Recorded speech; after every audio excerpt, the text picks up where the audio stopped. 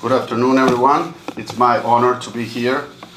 My name is Rodrigo Diamanti, and I'm the president of a human rights organization called Un Mundo Sin Mordaza. In English will be A World Without Censorship. And I'm here today to raise the voice of the millions of Venezuelans who have left the country because of a regime has created the largest migration crisis in the world right now. I'm here also today to talk in the name of the thousands who have been detained and the hundreds who have been killed and tortured as a state policy by Maduro's regime. And these are not my words. These are the words of the fact-finding mission created by the Human Rights Council. These are the words of the Office of the Prosecutor at the International Criminal Court, who has determined so far that crimes against humanity have been committed in Venezuela. And it's impossible to believe that the Human Rights Council doesn't have a norm who automatically revoke the possibility to run for a seat at the Human Rights Council once you have an open investigation, a formal investigation at the International Criminal Court for crimes against humanity. It doesn't make any sense.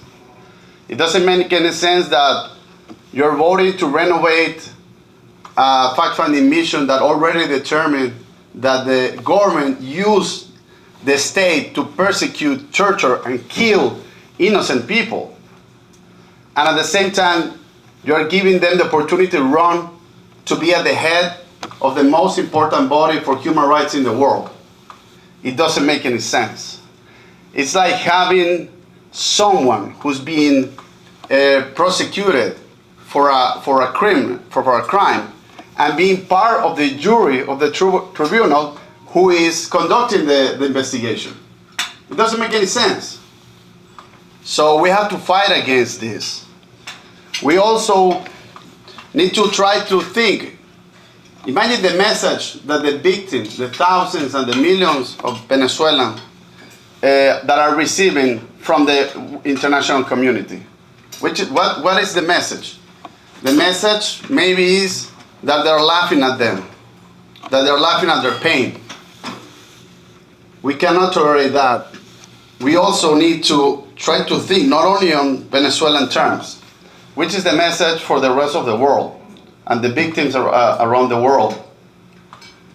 Which type of recommendation can give the Venezuelan regime to any other country when they have created the largest migration crisis in the world, when they are the most important, one of the most famous regimes right now in the world for committing crimes against humanity.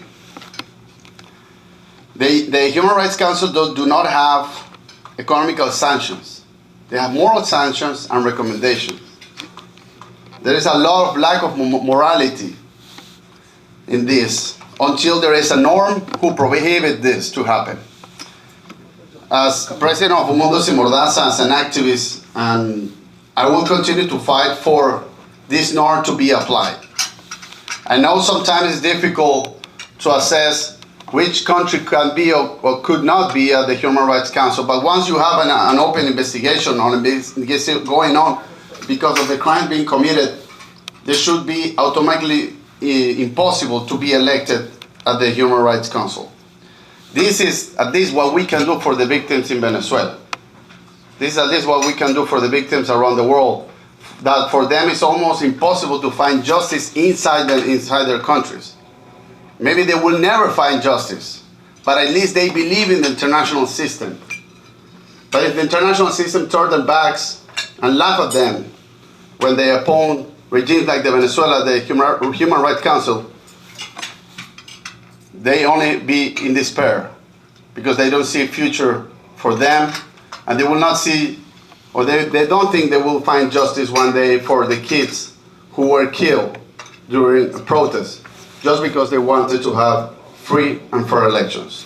Thank you very much, and thank you, UN Watch, for making this happen.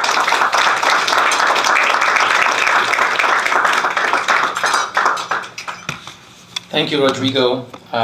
We need your voice, and I want you to know that UN Watch will continue to be outspoken on Venezuela. We've had the privilege to speak out for so many Venezuelan dissidents, to bring their families. When Antonio Ledesma was being locked up, we had his wife and his daughter come and speak. And when Leopoldo Lopez, we had his wife.